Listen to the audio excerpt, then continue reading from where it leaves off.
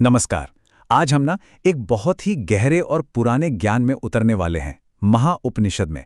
देखिए, ये एक ऐसी किताब है जो उन सवालों से डील करती है जो हम आज भी खुद से पूछते हैं कि भाई, इस भागती दौड़ती दुनिया में असली शांति, वो सुकून कहाँ मिलेगा। तो चलिए साथ मिलकर इसके रहस्यों को खोलते हैं। देखिए, उपनिषद ना कोई लाग लपेट नहीं करता। वो सीधे आपको जिंदगी की सच्चाई के सामने लाकर खड़ा कर देता है। ये लाइन सुनकर शायद थोड़ा अजीब लगे, है ना, कि ये दुनिया मरने के लिए पैदा होती है और फिर से पैदा होने के लिए मर जाती है। असल में ये बस हमें याद दिला रहा है कि यहाँ सब कुछ एक साइकिल का हिस्सा है। चाहे खुशी हो या गम, कुछ भी परमानेंट नहीं है। तो फिर सवाल तो यही उठता है कि अगर सब कुछ बदल रहा है, तो क्या यहाँ पर कोई ऐसी शांति है जो हमेशा टिकी रहे? क्या ये पॉसिबल भी है? और कमाल की बात देखिए, हजारों साल पुराना ये सवाल आज भी कितना असली और ज़रूरी लगता है ना? इसी बड़े सवाल का जवाब खोजने के लिए ये उपनिषद हमें एक सफ़र पर ले जाता है। तो इस सवाल का जवाब कहाँ से शुरू करें? महाउपनिषद कहता है, चलो शुरुआत से शुरू करते हैं। एकदम शुरुआत से। पहले उस स्टेज को समझते हैं जहां ये सारा खेल शुरू हुआ। ये कहानी हमें उस वक्त में ले जाती है जब कुछ भी नहीं था। जरा सोच कर देखिए, एक ऐसा समय जो समय से भी पहले था। कोई ग्रह नहीं, कोई तारे नहीं, कुछ भी नहीं, बस एक अंतहीन सन्नाटा। और उपनिषद कहता है कि उस सन्नाटे में सिर्फ एक चीज थी, एक प्योर कॉन्शियसनेस, एक अकेली चेतना, जिसे नारायण कहा गया। ना कोई बनाने वाला, ना मिटाने वाला, बस वो एक अकेली मौजूदगी। और फिर अचानक उस खामोशी में, उस चेतना के अंदर एक विचार पैदा हुआ। अब ये वैसा विचार नहीं था जैसे हमारे दिमाग में आते हैं। नहीं, ये एक बीज की तरह था। एक ऐसी क्रिएटिव एनर्जी जिसने पूरे के पूरे ब्रह्मांड को जन्म दे दिया। मतलब सोचिए, हम जो कुछ भी देखते हैं, ये तारे, ये गैलेक्सीज, वो सब उसी एक सोच का फैलाव हैं। तो उस एक विचार से बना क्या? उपनिषद के मुताबिक उससे वो सारे एलिमेंट्स बने जिनसे मिलकर ये पूरी रियलिटी बनी है। हमारी 10 इंद्रियां, हमारा मन, हमारा ईगो, हमारी सांसें, हमारी आत्मा, मतलब सब कुछ। और सबसे जरूरी बात, इसका मतलब ये हुआ कि जिन चीजों से ये पूरा यूनिवर्स बना है, उन्हीं चीजों से हम भी बने हैं। हम और ये ब्रह्मांड असल में अलग हैं ही नहीं। अच्छा, तो अगर हम सब उसी एक कॉस्मिक चेतना का हिस्सा हैं, तो फिर हम इतने बेचैन, इतने परेशान क्यों रहते हैं? इसी सवाल को समझाने के लिए उपनिषद हमें एक साधक की कहानी सुनाता है जिसका नाम है निदार्घ। और देखिएगा, इनकी कहानी ना हम सबको कहीं ना कहीं अपनी ही कहानी लगेगी। ये कहानी है बाहर की दुनिया में खुशी खोजने की, हमारी अपनी कोशिशों की। निदार्घ ने शांति पाने के लिए क्या नहीं किया। उन्होंने 3.5 करोड़, जी हां, 3.5 करोड़ पवित्र जगहों की यात्रा की। आप बस उस मेहनत के बारे में सोचिए, उस लगन के बारे में। और नतीजा ये कि वो खाली हाथ घर लौटे। उन्होंने सचमुच पूरी दुनिया छान मारी, पर जो चीज वो ढूंढ रहे थे वो उन्हें बाहर कहीं मिली ही नहीं। जब निदार्घ वापस आए तो वो बुरी तरह से निराश हो चुके थे। और तब उन्हें एक कड़वी सच्चाई समझ आई। उन्होंने देखा कि पैसा, दौलत, ये तो सारी मुसीबतों की जड़ है। और हमारी इच्छाएं, वो तो एक बेचैन बंदर की तरह हैं। एक डाली से दूसरी पर कूदती रहती हैं, एक पल भी टिक कर नहीं बैठती। हमेशा कुछ और चाहिए, कुछ नया चाहिए। और यही था निदार्घ के पूरे सफर का निचोड़।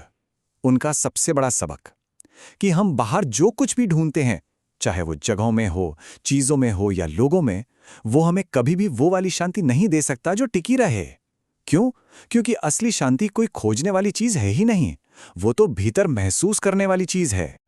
तो ठीक है, अगर बाहर का रास्ता काम नहीं करता, तो फिर सही रास्ता क्या है? यहीं पर उपनिषद हमें एक दूसरे कैरेक्टर से मिलवाता है, ऋषि शुक। और ये निदार्घ से एकदम उल्टे हैं। शुक का सफर बाहर की तरफ नहीं, बल्कि अंदर की तरफ था। चलिए अब उनके रास्ते को समझते हैं। इन दोनों साधकों में ना जमीन आसमान का फर्क है। एक तरफ है निदार्घ, जो पूरी दुनिया में भटक भटक कर थक गए और हाथ लगी सिर्फ निराशा। और दूसरी तरफ है शुक, जो अपने अंदर झांकते हैं और उन्हें ज्ञान मिल जाता है। ये हमें एक बहुत जरूरी बात सिखाता है। आप शांति कहाँ खोज रहे हैं, ये उतना ही इंपॉर्टेंट है जितना कि आप शांति खोज रहे हैं। लेकिन ऐसा नहीं था कि शुक का रास्ता कोई आसान था। जब वो ज्ञान के लिए राजा जनक के पास पहुंचे, तो जनक ने उनकी एक जबरदस्त परीक्षा ली। पहले 7 दिन उन्हें महल के गेट पर ही इंतजार करवाया गया। फिर अगले 7 दिन उन्हें आंगन में बिठा दिया। और आखिर में जब उन्हें अंदर बुलाया, तो उन्हें हर तरह के लालच के बीच रख दिया। जबरदस्त ऐशो आराम, खूबसूरत अप्सराएं। राजा बस ये देखना चाहते थे कि क्या शुक का मन जरा भी डगमगाता है। लेकिन शुक पर इन सब चीजों का जरा भी असर नहीं हुआ। ना बाहर इंतजार करवाने का अपमान, ना अंदर का लालच। वो तो पूर्णिमा के चांद की तरह एकदम शांत, स्थिर और ठंडे बने रहे। और बस उसी पल जनक समझ गए कि शुक यहाँ कुछ पाने नहीं आए हैं। वो तो पहले से ही उस स्टेट में हैं जिसे वो बस और गहराई से समझना चाहते हैं। तो हमने दो रास्ते देखे, एक बाहर का जो कहीं नहीं ले जाता और एक भीतर का। पर इन दोनों का आखिर मकसद क्या है? मिलता क्या है इस रास्ते पर चलकर? अब हम आते हैं उपनिषद के सबसे गहरे और आखिरी जवाब पर, उस मंजिल पर जो इस पूरी खोज का असली मकसद है। इस अवस्था का नाम है जीवन मुक्ति। अब ध्यान से सुनिए, ये मरने के बाद मिलने वाला कोई स्वर्ग नहीं है। ये यहीं, इसी जिंदगी में, इसी शरीर के साथ रहते हुए आजाद हो जाने की बात है। आप इसे ऐसे समझ सकते हैं जैसे कोई तेज तूफान के बीचों बीच खड़ा हो, लेकिन उसके अंदर जरा भी हलचल ना हो, पूरी शांति हो। ये दुनिया में रहते हुए भी दुनिया की उथल-पुथल से ऊपर उठ जाने की कला है। तो असल में ऐसा इंसान होता कैसा है? उपनिषद बताता है कि ये वो इंसान है जिस पर सुख दुख का कोई असर नहीं होता।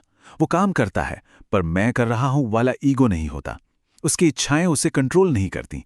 बाहर चाहे दुनिया में कुछ भी चल रहा हो, उसके अंदर एक गहरी शांति का समंदर होता है।